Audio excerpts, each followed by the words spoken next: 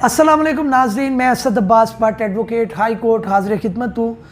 कुछ नई कानूनी सवाल और उसके जवाब और उसके मुतालिक जो इन्फॉर्मेशन है उसके साथ नाज़रीन बेशुमार भी लोग किए हैं कि जो लोग बाहर जाते हैं और बाहर से डिपोर्ट हो जाते हैं, उनकी जो ब्लैक लिस्टिंग हो जाती है या उनका नाम ECL में आ जाता है या किसी दूसरी वजह से उनका नाम अगर ब्लैक लिस्ट में आ जाए तो उसके ऊपर एक लिस्ट मैंने बना रखी है, उसी से मुतल्लिका मज़ीद सवालात जब आते हैं तो फिर ज़रूरत पेश आती है कि उसके ऊपर व्लॉग किया जाए।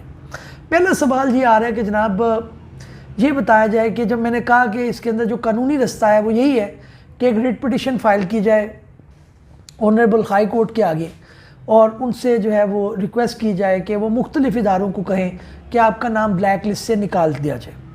तो अब ये कहा जाता है कि जनाब हम शहर से बाहर हैं, मिसाल के तौर पर लाहौर हाई कोर्ट अगर किसी को लगता है या वहाँ पे हमने फ़ाइल करनी है तो लोग फिर कहते हैं कि जनाब मैं आ नहीं सकता या मैं आ नहीं सकती, मेरे पेरेंट्स जो है वो बूढ़े हैं या जिनका नाम निकलवाना है, तो क्या उनको सालतन आना पड़ेगा, यानी उनको खुद आना पड़ेगा कोर्ट के अंदर। देखिए कोर्ट के अंदर तो उनको नहीं आना पड़ेगा क्योंकि रिट के अंदर ज़रूरी नहीं है कि आपकी अटेंडेंस मैंडेटरी हो या उसके अंदर नागुज़ीर हो। आप अपने लॉयर के ज़रिए केस फाइल कर सकते हैं, उसके अंदर आपको आने की ज़रूरत नहीं होती, लॉयर आपको अपडेट कर देते हैं और आपका मामला जो है वो चल पड़ता है।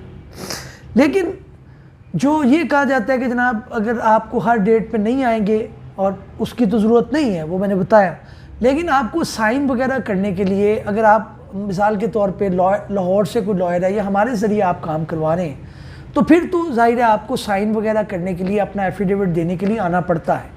लेकिन उसका भी एक तरीक़ाकार है कि उसको डाक के ज़रिए हम भिजवा देते हैं लोगों को, वो साइन सिग्नेचर करके और जो हमारा उनसे मामला तय होता है उसके ज़रिए वो आ जाते हैं। तो नटशल ये है कि इसके अंदर आपको ख़ुद जाने की अदालत में ज़रूरत नहीं है, ना ही हमारे ऑफिस आने की ज़रूरत है। इसके अंदर जो है वो मामला जो है वो आपके यानी कि कोरियर के ज़रिए भी हो सकते हैं, टेलीफोनी के लिए भी हो सकता है और हम आपको अपडेट भी कर सकते हैं कि इसके अंदर क्या हुआ क्या नहीं हुआ, तो ये आप निकाल दें इसके अंदर। दूसरा सवाल जो मैंने ऑब्ज़र्व किया वो मेरी ऑब्ज़र्वेशन है, बेसिकली सवाल नहीं है लोगों का, सवाल भी हो सकता है, वो ये है कि जनाब हम डिपोर्ट होकर आए हैं, हम गैर कानूनी तौर पर गए थे, तो क्या अब हमें कोर्ट पकड़ लेगा? तो इसमें कोर्ट के पकड़ने की बात नहीं है। लोग डरते हैं, लोग पासपोर्ट के ऑफिस के अंदर बेशुमार पैसे जमा करा देते हैं, किसी एजेंट को पैसे दे देते हैं, उनका नाम जो है वो निकलवा दिया जाए ECL से, ब्लैक लिस्टिंग से, लेकिन वो कानूनी रास्ता अडॉप्ट करते हुए इस वजह से डरते हैं कि कोर्ट उनको कहीं ये ना पूछे कि आप गैर कानूनी तौर पर बाहर क्यों गए थे। इसका जवाब यह है कि कोर्ट इस चक्कर में कभी भी नहीं आते। वो ये देखते हैं कि आपका ब्लैक लिस्ट के अंदर जो नाम है वो कानून के मुताबिक दर्ज किया गया या नहीं किया गया। मिसाल के तौर पर उसके अंदर किसी पासपोर्ट ऑफिस वाले ने अप्रूवल लेनी थी मिनिस्ट्री ऑफ इमिग्रेशन से, तब उसका नाम इंक्लूड करना था, वो डाला नहीं गया।